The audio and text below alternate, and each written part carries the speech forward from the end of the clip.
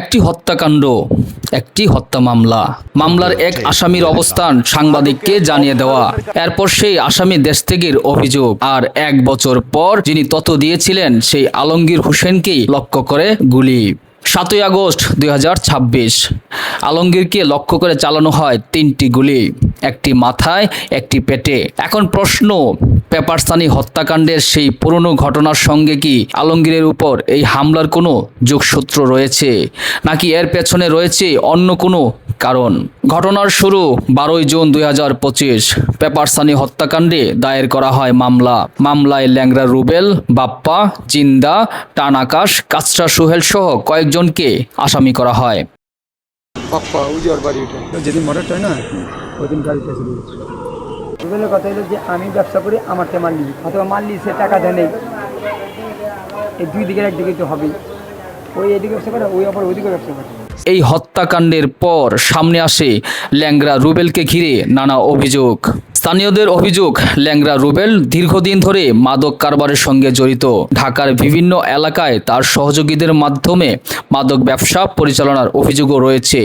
মিরপুর 10 এলাকায় বোমা কাল্লো, মিরপুর 11 এলাকায় বাপ্পা ও কাচরা সোহেল, আর মিরপুর 12 এলাকায় কামরুল সহ আরও কয়েকজনের নাম স্থানীয়দের বক্তব্যে উঠে আসে। স্থানীয়দের তথ্য অনুযায়ী একসময় পুলিশের গুলিতে রুবেলের একটি পা গুরুতরভাবে আহত হয়, পরে সেই পা কেটে ফেলতে হয়।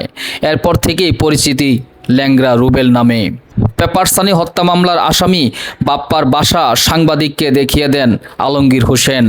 আলমগীরের দেওয়া তথ্যের মাধ্যমে বাপ্পার অবস্থান সম্পর্কে তথ্য সামনে আসে বলে সংশ্লিষ্টদের দাবি।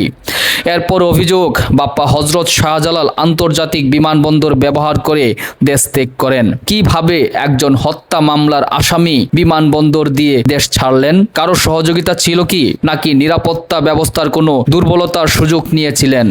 এসব প্রশ্নের উত্তর এখনো স্পষ্ট নয়।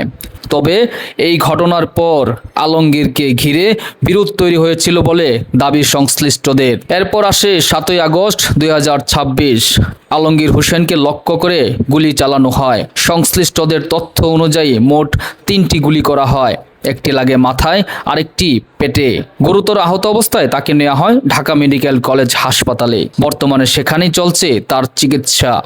কিন্তু হামলার পর সামনে এসেছে সবচেয়ে বড় প্রশ্ন, আলমগীরকে কেন টার্গেট করা হলো? এই মামলা কি পেপারসানি হত্যা মামলার পুরনো বিরোধের ফল? বাপ্পার অবস্থান জানিয়ে দেওয়ার কারণে কি আলমগীরকে টার্গেট করা হয়েছিল?